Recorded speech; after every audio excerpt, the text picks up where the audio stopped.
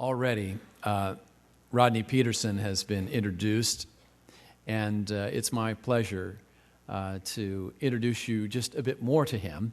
Recently, I need to say this.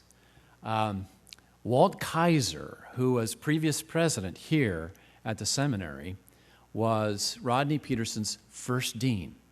Was he the one that hired you? It was kind of, yeah, he was there in place when you got hired. And you taught at Trinity for a period of time, for 5 years at Trinity. Rodney Peterson has just recently come back from Korea, where he was involved in the Global Ecumenical Theological Institute.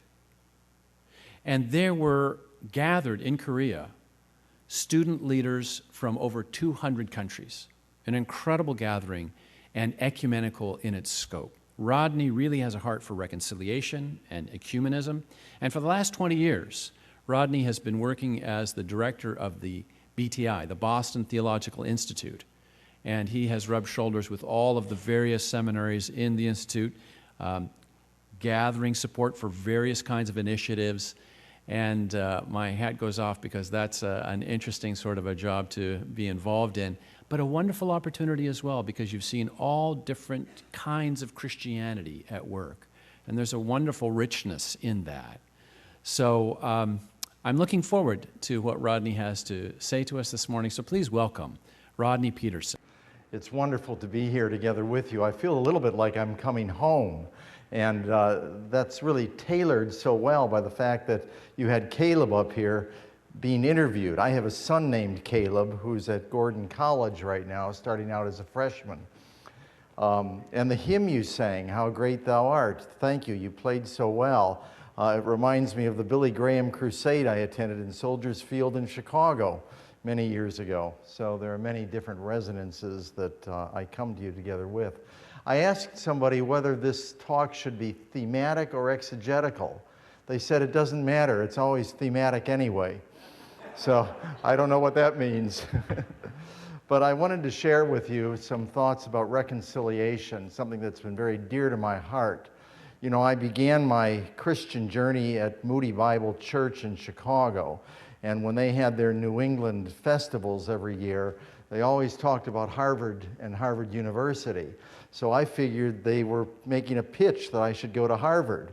Well, I did, but my mother thought I should go to Moody Bible Institute because that really was the Harvard of the Midwest in terms of her thoughts. Well, be that as it may, I journeyed out here and have continued to journey back and forth between Chicago and around the world. Taking the job at the BTI has been extremely interesting. It's brought me into contact with many different organizations. I spent last night in the city in Dorchester with the group called Church in Prison, a vital, vital ministry trying to deal with issues of mass incarceration from the perspective of the Christian church. 12th Baptist Church, a church I know is affiliated with this school, is very much a part of that effort. I've worked with the Refugee Immigration Ministry here in the Boston area as it sought to work with different people from around the world seeking asylum in this country.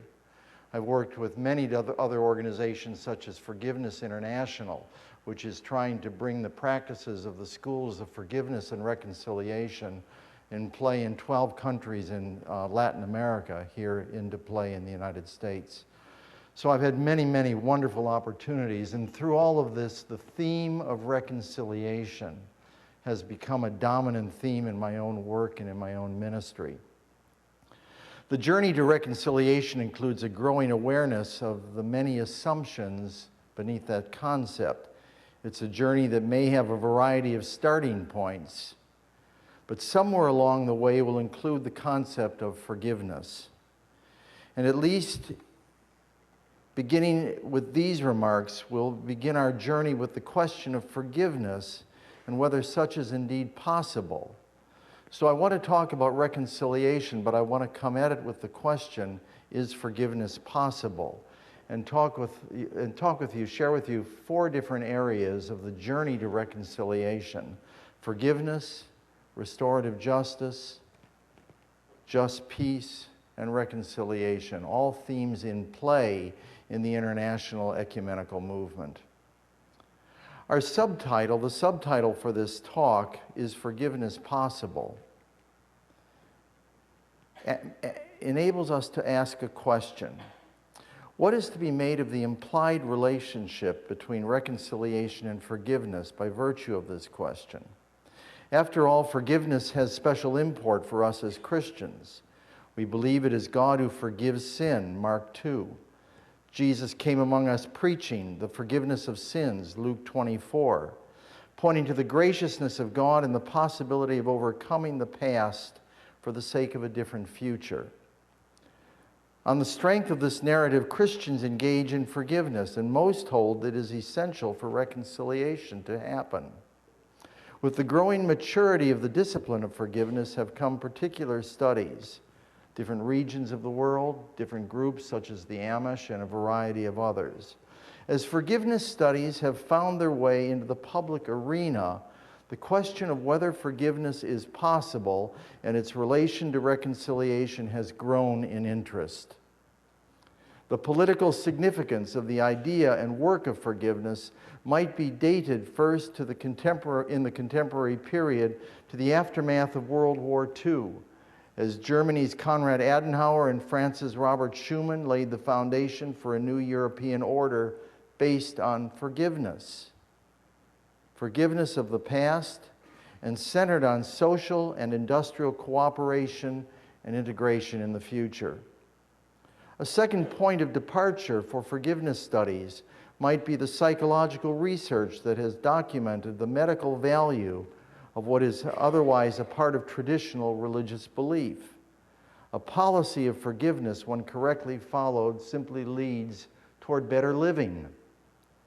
A third point from which to mark the growth of the contemporary political importance placed on forgiveness might be dated to the iconic work of Nelson Mandela and Desmond Tutu, marking the end of apartheid in South Africa with the Truth and Reconciliation Commission. Much more could be said about that. In any case, Michael Henderson is an interesting author who has presented insightful vignettes into the civic significance of the work of forgiveness and its import for reconciliation.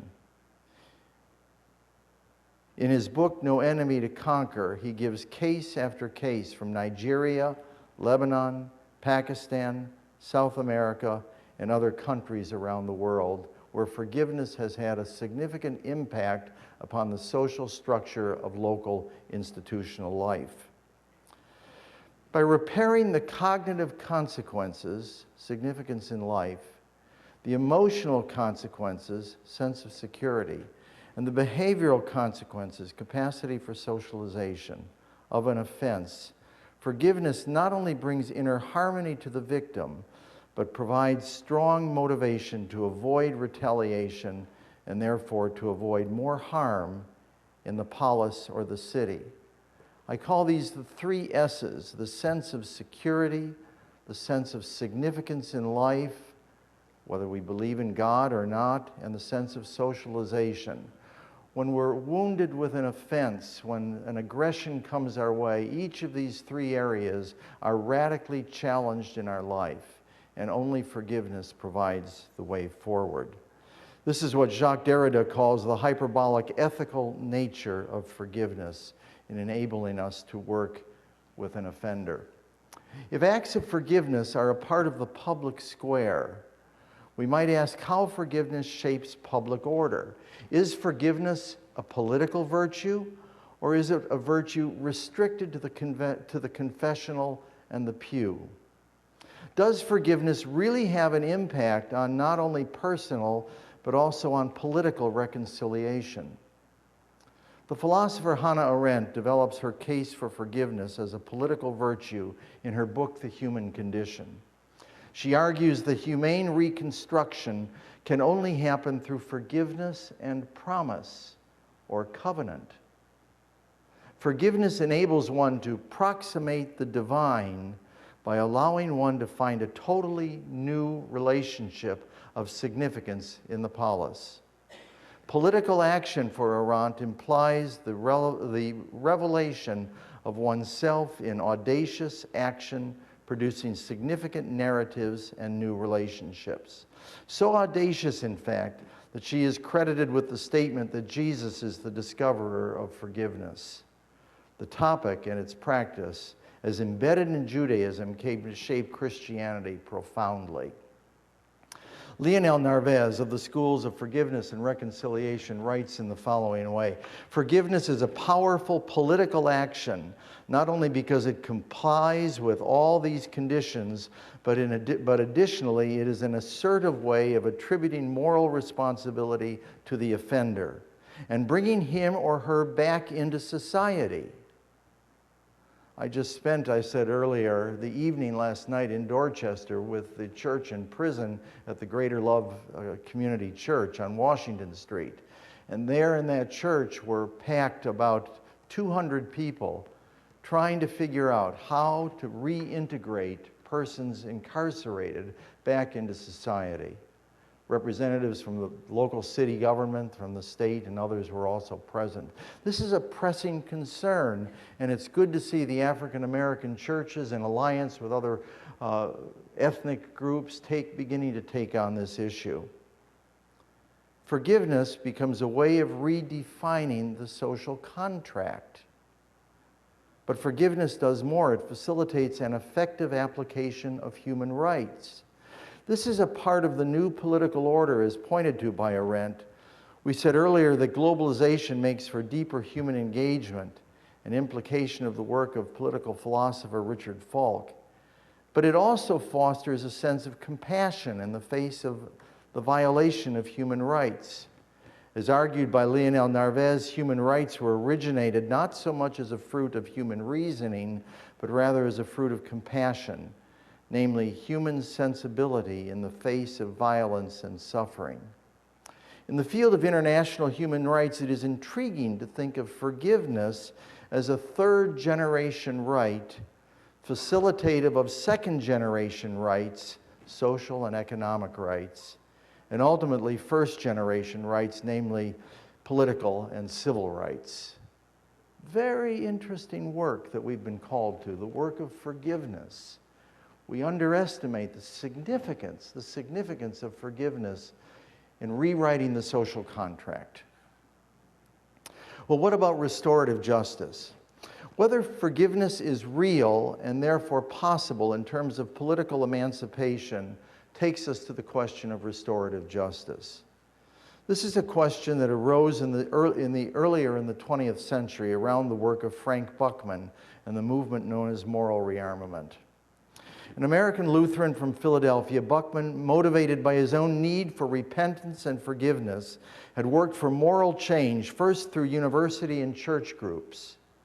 Then, as opportunity afforded, he and moral rearmament became caught up in work to change the course of nations on issues like Nazism, post-World War II recovery, decolonization, etc., through addressing root causes of political distrust. MRA was criticized for what, in the opinion of some, was a limited moral critique of issues that were felt to be more substantive and structural, as liberal democracies were caught up in the claims of illiberal fascism, the fascism of Hitler's Germany and Mussolini's Italy on the right, and Stalin's Soviet Union on the left. Similarly, forgiveness studies have been criticized as not dealing fully with violations of human and individual rights and with justice issues. It might be noted in this light that Emmanuel Levinas was known for his comment that we too easily become duped by morality in our effort with the other, and this is also the case in the work of forgiveness. Is forgiveness possible? Geico Müller-Fahrenholz, who worked for many years in Germany and Costa Rica, writes that forgiveness generally refers to a specific act of pardoning. Someone repents, someone forgives. Repentance and forgiveness are taken as the two sides of a process in which the perpetrator of an evil act confesses his or her remorse, and the victim of that act grants pardon. Two elements explain why forgiveness has become so cheap a notion: its triteness and its inconsequentiality. See, which makes us question, is forgiveness limited to the pew and the confessional, or does it have a place in the public square? So we ask, is forgiveness justice light? A question raised by psychologist Everett Worthington. And his argument in answer to those who find in forgiveness a betrayal of justice is lodged in a triangulation of justice and forgiveness with humility. Redemption is the beginning and end of forgiveness, he writes. Forgiveness and justice work together and affect each other. They come together in an injustice gap, the tally that informs us as to the fairness or unfairness of a particular transgression, such that we are motivated to respond with justice or forgiveness. In our continual jockeying for fairness, we develop feedback loops of increasing hostility. One person who has written some of the most interesting, or described some of the most interesting feedback loops, is Olga Bacharova, who worked for many years in the Balkan countries. We use her graphs in the course I teach at Boston University, TS 800, her graphs of cycles of revenge and cycles of forgiveness. Intriguing stuff. Are we willing to break a cycle of revenge and enter a cycle of forgiveness? For Worthington and others like Rene Girard, this is what Jesus did. In humility, this is an example of what we can do as we foster procedural and cosmic justice, seeking the welfare of others and finding freedom from self-preoccupation.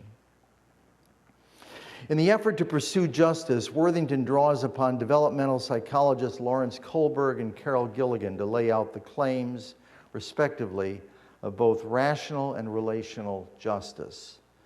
Affirming the importance of each, he asks what we hope to accomplish in punishment. After listing traditional reasons, just deserts, rehabilitation, individual and group deterrence, and incapacitation, Worthington turns to the reasons it is so difficult to arrive at social and societal justice. These he locates in the role of memory, theories of causation, and the way in which triggers and associations are raised as we endeavor to deal with the injustice gap, he calls it.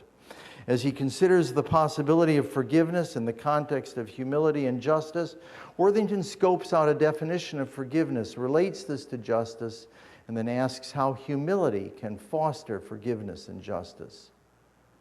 To distinguish between decisional and emotional forgiveness becomes an important first step in this regard and toward the practice of forgiveness. Whether forgiveness is possible might best be answered on our journey to reconciliation by how we frame issues of justice. Forgiveness finds social meaning beyond divine grace or individual therapy as it becomes embedded in the concept of restorative justice, different from retributive, distributive, or other forms of justice. The term restorative justice finds its origination in indigenous communities, among psychologists, with legal scholars and practitioners, and he implies that attention is given to the effects of judicial procedures upon victims, offenders, and the community. These are things we talked about last night in Dorchester. What it means to be a victim, what it means to be an offender, what it means to be a community, not just bystanders, but engaged in the issues that our society and day puts before us.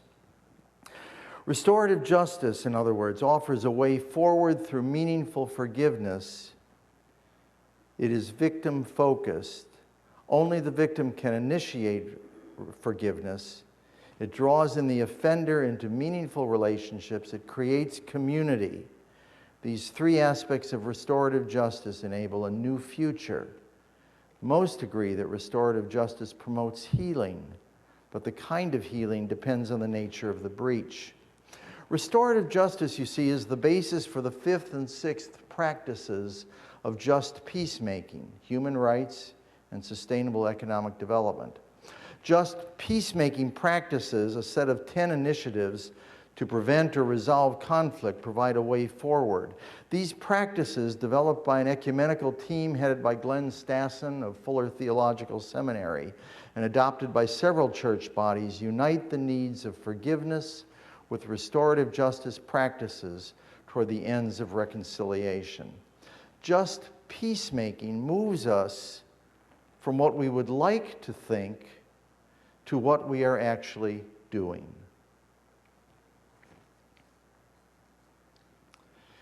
Is forgiveness possible? Whatever we may mean by forgiveness becomes more complex in group and political settings. Who has standing to forgive or grant amnesty on behalf of victims of mass violence? If symbolic acts are offered, what moral or psychological terms can put the past to rest? Does canceling a debt disrespect those who suffered and does it set the table for more atrocities? How much of forgiveness is needed on the journey toward reconciliation? Might one just let go and move on? And what if victimization continues? These questions imply important procedural issues that Dean of Harvard Law School, Martha Minow, draws out as she delineates the territory between forgiveness and vengeance, trials, truth commissions, reparations, etc. Forgiveness takes us to the question of justice, which itself is caught up in competing cycles of retribution and forgiveness. It asks whether that justice will be retributive, restorative, or simply distributive. And the bigger question and the related one is, how do we end cycles of violence? Finding the way toward reconciliation is the question of two brothers struggling over a divided peninsula in Korea. It's the question that divides Sri Lanka, the question that divides East Timor, the question that continues to haunt Ireland and the Balkans. Will the way forward be found? What will the church's role be in these different settings? Will it be substantive, or will we simply pull out of the discussion because it's too difficult? Will the answer be repression on one side or the other? Will it necessitate some form of transitional justice? Will reconciliation be some form of mutual coexistence? Will it lead to patterns of cooperation or even deeper levels of communion? To what extent are we willing to live with the other? To what extent? Coexistence, cooperation, or communion? These were questions posed by the World Council of Churches meeting in Busan, Korea, in relationship to the two Koreas. The movement toward deeper communion was certainly the vision of Desmond Tutu in his book, No Future Without Forgiveness. And so on that theme, I'd like to move to my fourth area of reflection, reconciliation. Reconciliation is the resolution of violence. To take reconciliation seriously means to take social location seriously. To take social location seriously means to value narrative theology. Okay, all of you budding theologians. Martin William Mittelstadt and Jeffrey William Sutton do just this with respect to forgiveness. In this volume, these Pentecostal scholars from various disciplines offer their vision of forgiveness, reconciliation, and restoration. Given Pentecostalism's accelerating pace and growing presence as a Christian and religious phenomena throughout the world, this volume is especially welcome. In his article, Pentecostals, Postmodernism, and the Shack, Robert Berg writes that story and testimony shape Pentecostal theology more than propositional statements and systematic theological orientation. Mind you, I'm not arguing for one or the other in this context. Berg argues that in this way, Pentecostal theology has a strong affinity with postmodern theology rather than with the rational orientation of an older modern theological orientation. This suggests that a more intuitive than cerebral, more immediate than analytical theology might have much to do with the practice of forgiveness. As we saw earlier, forgiveness happens within an individual, and reconciliation happens within a relationship. For how this might happen, we can turn to the theologian Miroslav Volf, substituting the term reconciliation for embrace, and I'm going to skip this portion of my remarks. The work of reconciliation occurs within an ontological space that assumes the value of reconciliation. That's an assumption. Why value reconciliation over a power grab? Why value reconciliation over a power grab? As the Apostle Paul struggled to articulate the narrative of that new state of being in 2 Corinthians, Ephesians, you know the texts, he used terms like that for monetary exchange in the Hellenistic world. The making of what one has into something other, or by extension, one becomes a new person by exchanging places with another. It implies agreement after estrangement. And so we can talk about Isaac and Ishmael. We can talk about Esau and Jacob, Joseph and his brothers, or finally Jesus' death on our behalf. Here one becomes a new creation because a power from without enables one to be other than what one was before. You see, forgiveness makes the way possible for me to cut the ball and chain around my leg so I can find my own way forward. Psychologically, it's freeing. No future without forgiveness, Desmond Tutu said. Reconciliation is a little bit more complex. It asks me to change and the other person to change. In a good marriage, a husband and wife become a little bit more like the other person as they work through the compromises of life. The Kairos document of South Africa talked of cheap reconciliation, an analogy to Dietrich Bonhoeffer's cheap grace, something Gordy Isaac knows a lot about given his course in Dietrich Bonhoeffer, implying reconciliation without justice. It raises the question of the temporal sequencing of justice and reconciliation and whether justice as perceived by all parties can ever be finally determined. We have a need for truth as we are bound in patterns of victim and perpetrator. The reality of forgiveness and reconciliation is tough stuff. The journey to reconciliation calls forth the best of narrative theology. Another place where Pentecostalism is pioneering is in the relation of theology and interfaith peace building. What do we say about forgiveness there? Forgiveness leads from the personal to the institutional, as Frank Buckman frequently argued. It leads to the public square, or it leads nowhere. In order to avoid destructive conflict in the 21st century, forgiveness is a theological and relational dynamic that finds reconciliation as the greater reality when faced with conflict and vengeance. As pointed out by Hannah Arendt, forgiveness, together with the power of promise, has the ability to create new foundations for social existence. As noted earlier, to forgive is to find ourselves as close to the place of the Creator as is granted to us. We can dispense with the past and create anew, Arendt writes. Without being forgiven, released from the consequences of what we have done, our capacity to act would be, as it were, confined to one single deed from which we would never recover.